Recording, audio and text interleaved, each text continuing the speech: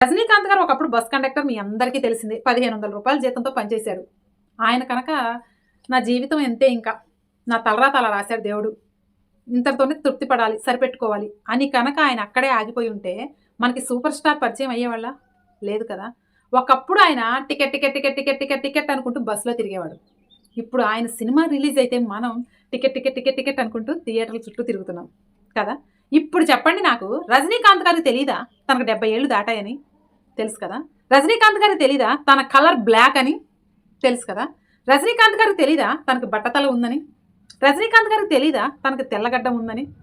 ఇన్ని తెలిసిన ఆయనకి ఇంకో విషయం కూడా తెలుసండి.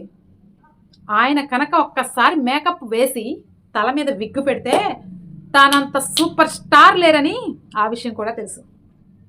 సేమ్ అలాగే మన లైఫ్లో కూడా మనలో ఉన్నటువంటి లోపాలను చూడటం కాదు, మనలో ఉన్నటువంటి ఒక మంచి క్వాలిటీ, మనలో ఉన్నటువంటి టాలెంట్ని బయటికి తీయండి. అప్పుడు మన లైఫ్కి మనమే సూపర్ స్టార్ అవుతాం, లైఫ్లో సక్సెస్ఫుల్ అవుతాం. మరి ఆయన నుంచి మనం ఈ విషయం నేర్చుకోవాలా వద్దా? మీరేమంటారు?